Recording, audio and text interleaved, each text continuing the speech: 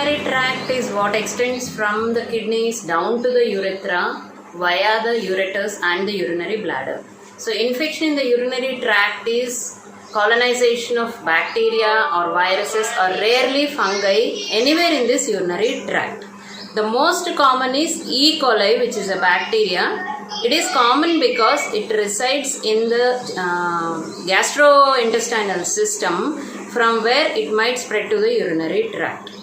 So, how do the patients know that they have got a urinary tract infection? They will have dysuria, which is burning sensation in micturition.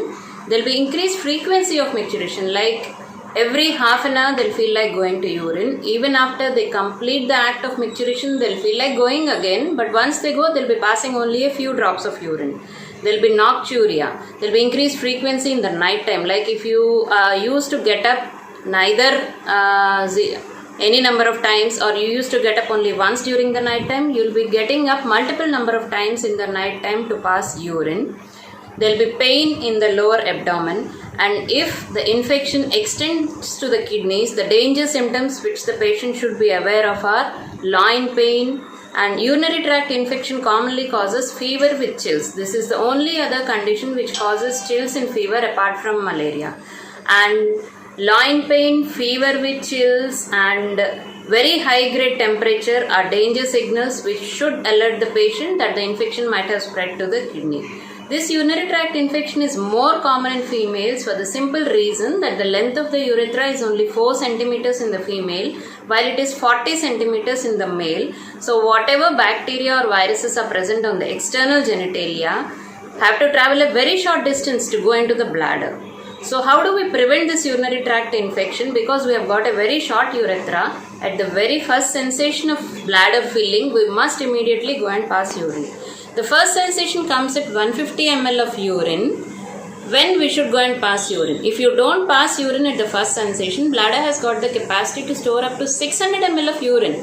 But if you postpone urine like that, the bacteria which have travelled from the external surface through the urethra into the bladder will migrate up or get colonized in the bladder and cause bladder infection, which is called cystitis.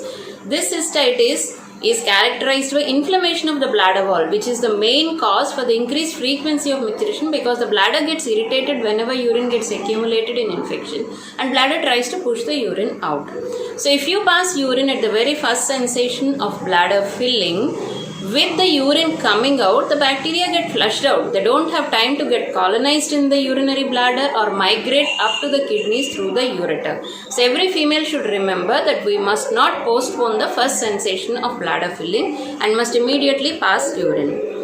And what are the signs? We get a complete urine examination done where the pus cells in the urine are more than 5 in pregnancy and more than 15 in non-pregnant state, which indicates that there is urinary tract infection. And ultrasound may show cystitis changes in the bladder and changes in the kidney if the infection extends to the bladder and the kidney. How do we manage? The first and foremost is drink plenty of oral fluids.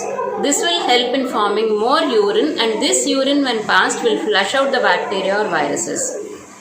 Number 2, we might have to start an antibiotic. Ideally, this should be started after getting urine culture and sensitivity done, which will show which bacteria are growing in the bacteria and which antibiotic it is sensitive to. So what are the basic do's and don'ts so that we don't get urinary infection? As I told previously, we must pass urine at the first sensation of bladder filling. Number 2, we must not apply soap in the genital area because this will disturb the normal colonizing lactobacilli which are there in the vagina.